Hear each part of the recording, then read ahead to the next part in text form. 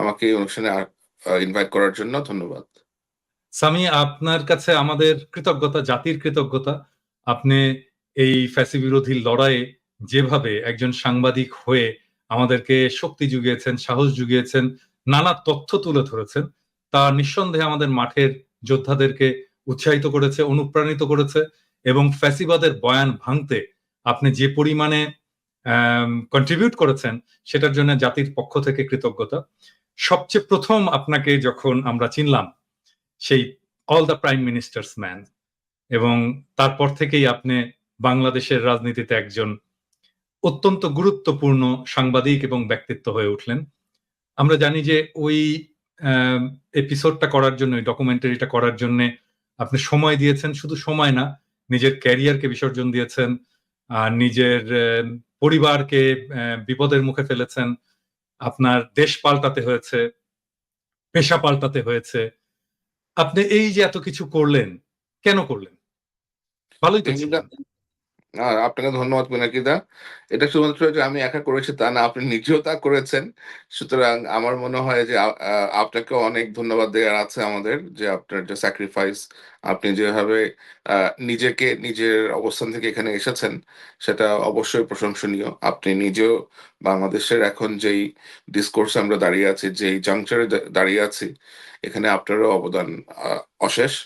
তো হ্যাঁ, আমি যেটা করেছি এটা তো যদি কেউ ভালো বুঝতে পারে, সেটা অবশ্যই আপনি নিজের ব্যক্তিগতভাবে অবশ্যই ভালো বুঝতে পারেন। আমাদের অনেকবার আলাপ হয়েছে এটা নিয়ে।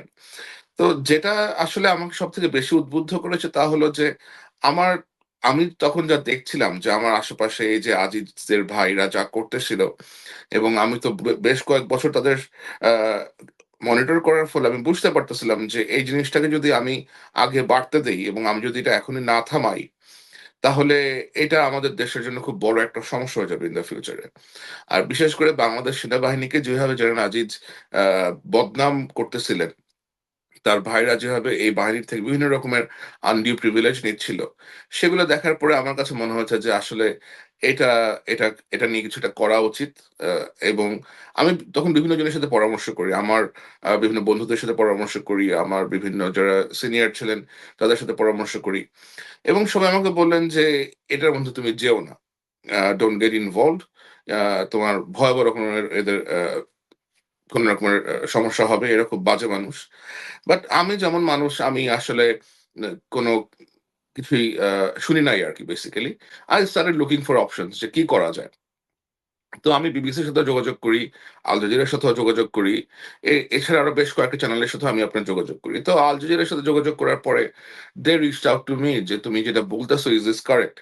তো 2018 সালের মাঝামাঝি সেপ্টেম্বর অক্টোবরের দিকে তারা আমাকে ভিজিট করে বুদাপেস্টে এসে, তারপরে তো আমাকে নিয়ে যায় প্রশিক্ষণ দেওয়ার জন্য এখানে আন্ডারকভার রিপোর্টিং এর উপরে। প্রায় 2-2.5 মাস আমাকে প্রশিক্ষণ দেওয়া হয়। তারপরে আমি আসার পরে I started doing the undercover filming and all. তো বেসিক্যালি যে কারণে আমি এটা করেছি সেটা হচ্ছে যে আমার মনে হচ্ছিল যে somebody has to do something, এবং এটা যদি আমি না করতাম তখন হয়তো দেশের আরো বড় ক্ষতি হতে পারতো। তো আমার মনে হয়েছে যে যদি আমার কিছুর বিনিময় হলেও বাংলাদেশের মানুষের অথবা বাংলাদেশের যে পলিটিক্যাল ন্যারেটিভ, এটাতে কোন রকম পরিবর্তন আসে, তাহলে কেন না, ওয়াই নট মি, এটা ভেবেই বেসিক্যালি করা। আচ্ছা, আপনি ধরেন এটা করার পরে আপনার পরিবারের উপরে, আপনার পেশার টেশা সবকিছু, ব্যবসা বাণিজ্য বন্ধ করে দিয়ে আসা, আপনি কিরকম কষ্টের মধ্যে পড়েছেন? উম প্রথমে তো যখন এখানে আসি, আমি আপনাকে বলব যে আমি আসলে অত্যন্ত ভাগ্যবান ছিলাম যে আমার সাথে আল জাজিরার মতো একটা প্রতিষ্ঠান ছিল, যারা কখনোই আমাকে তাদের আ আ যেই কেয়ার আছে অথবা তাদের যে প্রোটেকশন ছিল, সেই প্রোটেকশন থেকে তারা কখনোই আমাকে বের হতে দেয় না, এবং ultimately they have absorbed me, they have hired me as a investigative journalist in their I unit. Regular employee. এবং আমাকে তারা যেভাবে আপনার রিহ্যাবিলিটেট করেছে, এটা আসলে আমার মনে হয় আল জাজিরার জন্য মতো একটা প্রতিষ্ঠানের পক্ষেই সম্ভব ছিল। এখানে যদি অন্য কোনো প্রতিষ্ঠান হতো তাহলে হয়তো things would have been otherwise. তো আমাকে তারা যা সাপোর্ট দেওয়ার, আমাকে একটা দেশ থেকে আরেকটা দেশে নিয়ে এসে এদেশে আপনি এস্টাবলিশ করা, আমার এখানকার সবকিছুর খেয়াল রাখা, আমার আমার যে এমপ্লয়মেন্ট ক্রিয়েট করে দেয়া, তো আসলে আমি I remain grateful to my organization এবং আমি এটা আসলে তখনই করা সম্ভব যখন আপনার পেছনে খুব স্ট্রং একটা সাপোর্ট সিস্টেম থাকে। তো আমি তো বুঝতে পারি নাই যে আমার এই সাপোর্ট সিস্টেম সবসময় থাকবে। তো আই এটাই আরকি। যদি পিছনে এত বড় এই সাপোর্টটা আমার না থাকতো তাহলে আমার জন্য হয়তো পুরো জিনিসটা আরো অনেক কষ্টসাধ্য হতো। আর হ্যাঁ, একটা কমফোর্টেবল লাইফ ছিল আগে। আগে বেশ আ টাকা-পয়সা তো আগে অনেক আর্ন করতাম। এখন যেটা হয়েছে এখন সেলারিড মানুষ হয়ে গেছি। এখন ধরেন টাকা-পয়সার যেটা থাকে যে হ্যাঁ, বাট খুশি আছি, ভালো আছি হুম। এবং আমার মনে হয় সাংবাদিক হিসেবে আ যতটা আর্ন করতে পারা সম্ভব অথবা যে পরিমাণের একটা আ আ স্টেবিলিটি দরকার ছিল সেটা আছে আমার জীবনে। তো এর থেকে বেশি আসলে এখন আর কিছু চাওয়া পাওয়ার নাই। আর সবথেকে বেশি যেটা আমাকে স্যাটিসফাই করে সেটা হচ্ছে আমি যখন আগে ব্যবসা করতাম, রেস্টুরেন্ট অপারেট করতাম, বিভিন্ন রকমের বিজনেস করতাম। আমার ধরেন তখন আয় উপার্জন বেশ ভালোই ছিল আল্লাহর রহমতে। কিন্তু এই যে কিছু একটা করতেছি যে স্যাটিসফ্যাকশনটা হওয়া দরকার ছিল যে I am doing something meaningful for others. এই জিনিসটা আসলে কাজ করত না। লাইক এটা কিছু একটা বাকি ছিল আরকি। তো এখন যেহেতু আমার কাজে আমি দেখি যে রেজাল্ট হচ্ছে এবং একটা দেশ বেনিফিটেড হচ্ছে, আমার মানুষরা বেনিফিটেড হচ্ছে। অনেক মানুষ আছে যারা বেনিফিটেড হয় যাদেরকে আমি চিনিও না বেসিক্যালি। তো এটা আমাকে অনেক স্যাটিসফাই করে। এটা আমাকে অনেক প্লিজ করে যে হ্যাঁ, আমি হয়তো আমার জীবনে হয়তো কিছু জিনিস আমি স্যাক্রিফাইস করেছি। বাট এই কারণে যে একটা লার্জার পপুলেশন একটা দেশ সামহাউ আমি ছোট কিছু হলেও কন্ট্রিবিউট করতে পারতেছি। এটা আমাকে অনেক স্যাটিসফাই করে আরকি। একটা জিনিস আমার মনে হয় যে এটা দর্শকদেরও জানা দরকার এবং আমার মনে হয় আপনিও এগ্রি করবেন। আমরা যারা অ্যাক্টিভিজম করছি যাদের পরিবার আছে এবং যাদের পরিবার সাফার করেছে, আমাদের পরিবারের তরফ থেকে যদি আমরা সেই সাপোর্টটা না পেতাম, ধরেন আমাদের একটা মিশন আছে। জি, আমার অবশ্যই। একটা মিশন আছে, আপনার একটা মিশন আছে। কিন্তু ধরেন ভাবি তো এটাকে মিশন হিসেবে নেননি। তাই না? উনি আপনার স্ত্রী জন্যেই এই মিশনের সাথে উনি নিজেকে অ্যালাইন করেছেন এবং আপনাকে প্রয়োজনীয় সাপোর্ট দিয়েছেন। যার ফলে আপনি আজকের স্বামী হয়ে উঠতে পেরেছেন। না সেটা অবশ্যই। আমার স্ত্রীর কথা যদি বলতে হয় যে সে সবসময় আমাকে এটা বলেছে যে, "আমি জানি যে তুমি যা করবা ভুল কিছু করবা না। কিন্তু এমন কিছু করো না যেন আমাদের বাচ্চাদের কোন রকমের ক্ষতি হয় অথবা আ আমার কোন রকমের জানমালের ক্ষতি হয়। এট লিস্ট এই অবস্থাটা নিশ্চিত করো যেন আমরা কিছুটা হলেও সেফ থাকি।" তো আমাকে আ যেহেতু আল জাজিরা আমাকে ওই প্রোটেকশনটা দিয়েছে, তো আমি নিশ্চিত ছিলাম যে আল্লাহর রহমতে হয়তো তেমন কিছু হবে না। এবং ওরকম কিছু আ বেসিক্যালি আমার ভাইকে আক্রমণ করা হয়েছে বাংলাদেশে like hmm. which you know সেটা বেশ কিছুদিন পরে হয়েছে। বাট ইমিডিয়েটলি আসলে তেমন কিছু আমাদের আল্লাহর রহমতে হয় নাই আরকি। আমার হেনস্থা করেছে, আমার শ্বশুরকে হেনস্থা করেছে, আমার ভাইকে হেনস্থা করেছে, আমার ৮০ বছর বয়সের নানি যিনি মারা গেছেন, আল্লাহ তাকে বেহেশতে নসিব করুন। তাকে হেনস্থা করেছেন। তো লাইক সরকার হেনস্থা আপনার করতে আপনার আপনার সবই আব্বা করেছে। আব্বা আম্মা সম্পর্কেও নানা কথা কুকথা বলেছে এবং অনেক আমার মনে রকমের আছে আমাকে যে নিয়ে অনেক আসলে রকমের হ্যাঁ, অপতথ্য অপপ্রচার করেছে। আমার বাবা-মাকে নিয়ে অপপ্রচার করেছে।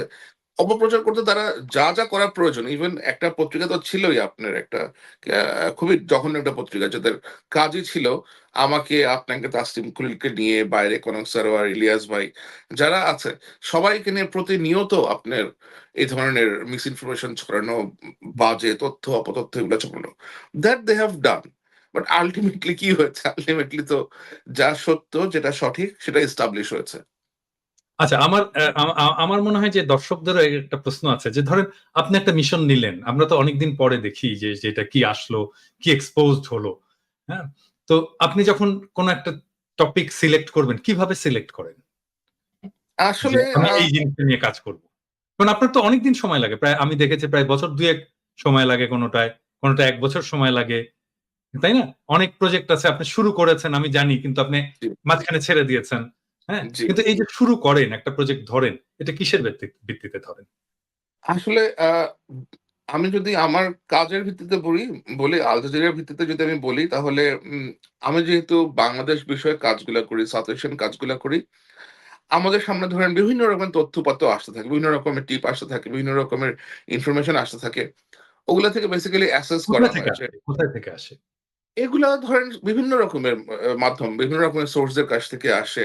সাধারণ মানুষদের কাছ থেকে আসে, বিভিন্ন অর্গানাইজেশনের কাছ থেকে আসে, বিভিন্ন দফতর থেকে আসে, অথবা সরকারি কর্মচারীদের একটা মোর্চা আছে, অথবা কোথাও কোথাও কেউ দেখতেছে যে তাদের দেশে একটা আম অন্যায় হচ্ছে, দুর্নীতি হচ্ছে, অথবা কোনো ব্যাংকে কোনো প্রতিষ্ঠানে হয়তো দেখতেছে এখানে একটা অর্থনৈতিক দুর্নীতি হচ্ছে।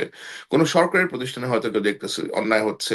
কোনো স্টুডেন্ট বডি হয়তো দেখতেছে যে এখানে অন্যায় হচ্ছে। So it comes from all varieties of like people, like সাধারণ পাবলিকের কাছ থেকে আসে।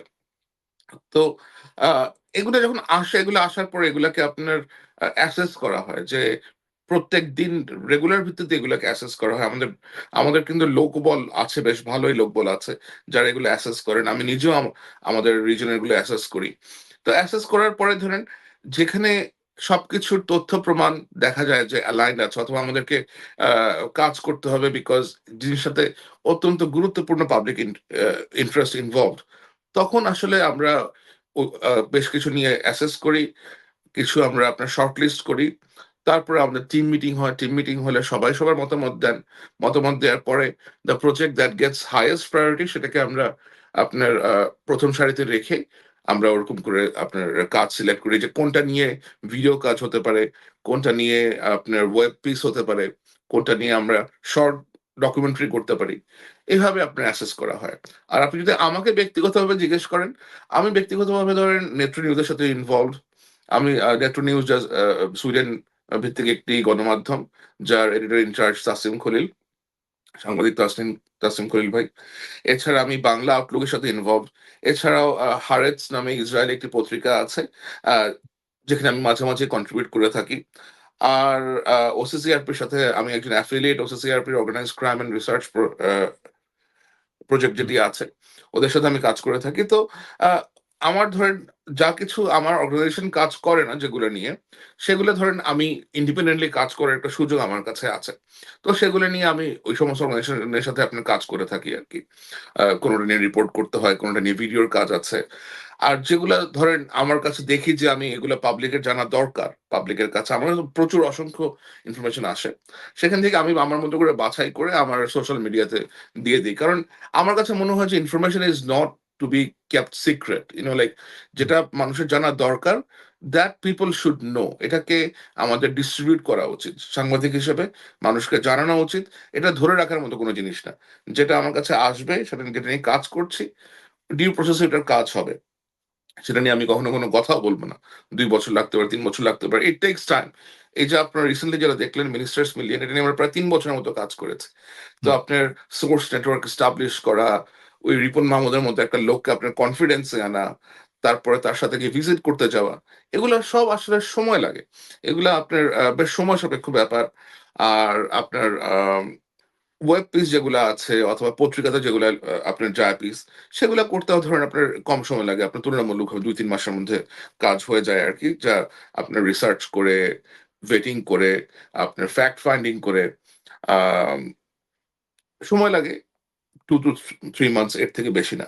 আর যেগুলো আমার কাছে নর্মালি আসে ধরেন, আমার কাছে কোনো কিছু দেওয়ার পরে হয়তো 2 থেকে 3 মাস, সরি, 2 থেকে 3 সপ্তাহ, সর্বোচ্চ 1 মাস এরকম সময় লাগে আর কি, ওগুলো আপনার ভেটিং করে মানুষের কাছে পৌঁছে দিতে। এটাই হচ্ছে আমার আমার বেসিক্যালি আমার যে ওয়ার্ক প্রসেস, লাইক যেটা ইন এ নাটশেল আমি আপনাদেরকে বললাম। আচ্ছা, তারপর আমরা তো বিপ্লব করলাম, একটা গণ অভ্যুত্থান হলো এবং আমরা তো আম, কেউই বুঝতে পারিনি যে এত দ্রুত এইভাবে হাসিনার পতনটা ঘটবে। আমাদের বিশ্বাস ছিল যে ঘটবে একসময়, কবে ঘটবে সেটা তো আমরা কেউই আগে থেকে বুঝতে পারিনি। ঘটলো। তারপরে নতুন একটা সরকার গঠিত হলো। আম, তো আমাদের সবারই একটা স্বপ্ন ছিল যে কেমন হবে হাসিনা পরবর্তী বাংলাদেশ। আপনার যে স্বপ্নটা ছিল হাসিনা পরবর্তী বাংলাদেশ আর এখন যেটা আছে, সেই দুইটা স্বপ্ন কি একই রকম, মানে অ্যালাইন্ড? আপনি তৃপ্ত, হ্যাপি? আসলে পেনেগিরিদা, আমার তো ধরেন এইম ছিল, যেটা সাংবাদিক হিসেবে আমার কাছে যেটা সবসময় চাইতাম, যে বাংলাদেশে গণতন্ত্র প্রতিষ্ঠিত হোক, বাংলাদেশে নাগরিকদের যে অধিকার, বেসিক মৌলিক অধিকার, সেটা তারা ফিরে পাক, মানুষজনে মুক্তভাবে কথা বলতে পারে, তাদের মত প্রকাশ করতে পারে, এবং একটা একটা দেশে যেন তাকে কোনো নিগৃহীতার শিকার হতে না হয়, তাকে নিগৃহীত হতে না হয়, আপনার দমন পীড়নের শিকার হতে না হয়। এগুলাই আমার উদ্দেশ্য ছিল। এগুলাই আমার যে কাজ, আমার কাজ করার মূল আ আপনার প্রেরণা ছিল এগুলো। হুম। আর দুর্নীতি দমন করা, মানুষের যেন আইনশৃঙ্খলা বাহিনীগুলা যেন মানবিকতার সাথে তাদের কাজ করেন, এগুলাই ছিল আমার উদ্দেশ্য। হ্যাঁ, এখন রাজনৈতিকভাবে যদি আমরা দেখি মানুষের আকাঙ্ক্ষা পূরণ হয়েছে কিনা আমার মনে হয় সেটা এখনো আরো বহু দূর। সেই পথটা এখনো আমাদের যেতে আরো সময় লাগবে। কিন্তু প্রাইমারি যেটা টার্গেট ছিল যে না, মানুষজন একটা স্টেবল লাইফ ফেরত পাবে। এখনো হয়তো অনেক ক্লাউড আছে। এখনো অনেক অনিশ্চয়তা আছে। কিন্তু আমাদের পত্রিকারা কিন্তু এখন লিখতে পারছে। আমরা বাংলাদেশ থেকে অনেকে তাদের নিজেদের মনোভাব প্রকাশ করতে পারছে। সো মানুষজন মুক্তভাবে কথা বলতে পারছে। ভোট নিয়ে আলাপ হচ্ছে। রাজনৈতিক দলরা মুক্তভাবে তাদের যে এক্টিভিটিস আছে সেগুলো পরিচালনা করতে পারছেন। মানুষকে গুমের শিকার হতে হচ্ছে না। ক্রস ফায়ার এর মতো ওরকম ভয়াবহ জিনিসপত্র ফেস করতে হচ্ছে না। সো আমার মনে হয় যে আমরা এখন এ একটা প্ল্যাটফর্ম পেয়েছি যেখান থেকে আমরা সামনের দিকে সঠিকভাবে অগ্রসর হতে পারি। এখন এটাকে আমরা কিভাবে ইউটিলাইজ করে সামনের দিকে আগাবো, দ্যাট ইস সামথিং যারা এখন সরকারে আছেন, উপদেষ্টা হিসেবে আছেন, প্রধান উপদেষ্টা আছেন, এটা তাদেরকে নির্ধারিত করতে হবে যেন মানুষের আকাঙ্ক্ষার যে প্রতিফলন, মানুষের যে এক্সপেকটেশন, এটা যেন দ্রুত রিফ্লেক্ট করে। এটা যেন দেরি না হয়। আর একটা একটা যেটা বিষয় হয়েছে বাংলাদেশে এখন, law enforcement situation is bad. এটা আমরা সবাই জানি যে আ পুলিশের সদস্যরা কাজে অনেক অনীহা, অনাগ্রহ প্রকাশ করেছেন। বাট আমার নাই তো, পুলিশ তো পালিয়েও গেছে অনেক। অনেকে অনেক অনেকে অফিসার পালিয়ে গেছে। পালিয়ে গেছে। অ অনেকে পালিয়ে গেছে। আমি বেসিক্যালি আ একটা রিপোর্ট দেখলাম গতকালকেই, যেখানে পুলিশের বিভিন্ন থানা থেকে কতজন সদস্যের মতো নাই, কতজন ডিউটিতে আসছেন, কি পরিমাণ গোলাবারুদ হয়েছে, লাইক মিসিং হয়েছে, ওইটার আমি পরিসংখ্যান দেখছিলাম আরকি। তো তারা রিকভার করছেন, কেউ আবার কাজে ফেরত আসছেন। তো এগুলো করতে বোধহয় একটু সময় লাগবে। বাট সরকারের যেই অবস্থান, আ এটা মনে হয় আরেকটু ফাস্ট ট্র্যাক হলে বেটার হয়। তারা যেভাবে কাজ করছেন আমার মনে হয় তাদের কাজ করে হয়তো আরেকটু গতি আনা দরকার। মানে আপনি বলছেন যে স্লো। উম আসলে দেখেন, একটা রাষ্ট্র যখন সাধারণভাবে পরিচালিত হয়, আপনি যখন একটা নির্বাচিত সরকার, একটা রাজনৈতিক সরকার যখন একটা রাষ্ট্র পরিচালনা করে, তখন দেশে ৩০০ জন ইলেক্টেড এমপি থাকেন, ৩০ জন সংরক্ষিত আসনের মহিলা এমপি থাকেন এবং মন্ত্রিসভার সাইজও হয় ৪০ থেকে ৫০ জনের মতো। কিন্তু বর্তমানে ধরেন ২০-২৫ জন উপদেষ্টার মতো আমাদের আছেন। এবং with all due respect to them, এনাদের অনেকের কিন্তু আপনার ওই অভিজ্ঞতাটা নাই যে একটা মিনিস্ট্রি কিভাবে অপারেট করবে অথবা একটা রাষ্ট্রযন্ত্র কিভাবে অপারেট করবে। তারা কিন্তু আসলে অনেকেই ওই ব্যাকগ্রাউন্ডটা থেকে আসেন নাই। এবং কোনো এমপি তো নাই যে বিভিন্ন জেলাগুলাতে যে কিভাবে তারা অপারেট করবে, বিভিন্ন তাদের যে এলাকাগুলোর অনেক সমস্যা থাকতে পারে। সো একটা বিশাল বড় কমিউনিকেশন গ্যাপ, এই যে আপনি লিডারশিপের কাছে যে আপনি পৌঁছবেন, এবং পলিটিক্যাল লিডারশিপ গুলাও কিন্তু এখন আপনার একটা ভ্যাকুয়াম এর মধ্যে আছে। কোনো আওয়ামী লীগের তো লোকজন নাই। বিএনপির যারা আছে তারাও নিজেদের যে দল গোছাতে ব্যস্ত। জামাত ইসলামের লোকজনও নিজেদেরকে নিয়ে ব্যস্ত।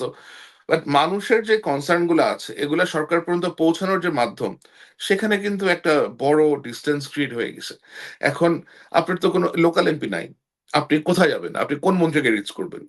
ওই মেকানিজমটা কিন্তু এখন একেবারেই নাই। সো লোকজন না, এখন বাধ্য হয়েই অনেকে পলিটিক্যাল লিডারদের কাছে যাচ্ছে, স্থানীয়দের কাছে যাচ্ছে। সেখানেও আমরা শুনতে পাচ্ছি অনেক ক্ষেত্রে চাঁদাবাজির মতো ঘটনা ঘটছে, অনেকে উৎকোচ আদায় করছে, অনেক প্রতিষ্ঠানে অনেক এমপ্লয়িজ নাই।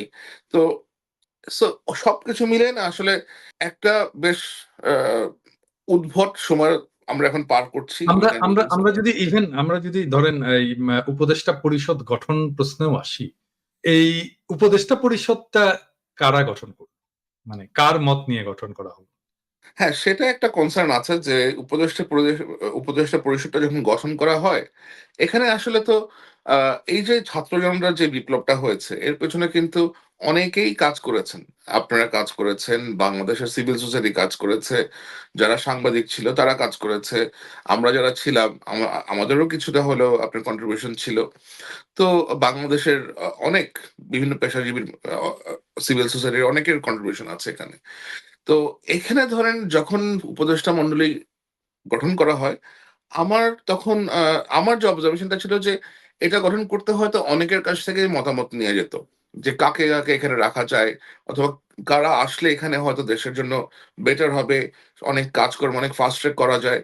তো এখানে বোধহয় তারা তাদের কমিউনিকেশনে একটা গ্যাপ ছিল যে তারা কারো সাথেই হয়তো এটা পর্যালোচনা করেন নাই এবং না, নির্দিষ্ট সেজন্য কিছু তো প্রশ্ন আসছে যে কে এটা নির্বাচন করলো, কে এটা নির্বাচিত করলো।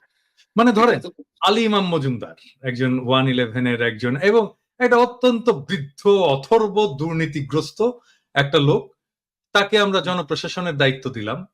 হুম। মানে কেন, কেন আর কি লোক ছিল না? এটা তো আসলে প্রেক্ষিতে আমরা তো আমি নিজে ব্যক্তিগতভাবে অনেকবারই অনেক কিছু লিখেছি। আপনার বিভিন্নভাবে তুলে ধরার চেষ্টা করেছি যে, এই যে রিক্রুটমেন্ট প্রসেস অথবা এই যে হায়ারিং প্রসেস এরা তো ultimately they are serving the people. এখন when you serve the people you need to have some kind of mandate from the people. They do not have like যাদেরকে select করা হয়েছে এই ম্যান্ডেটটা তো আপনি at least কারো না কারো কাছ থেকে নিতে পারতেন অথবা পরামর্শ নেওয়া যেত। এখন পরামর্শ হয়তো তারা নেওয়ার এখন যেটা প্রয়োজন বোধ বলে, করেন নাই।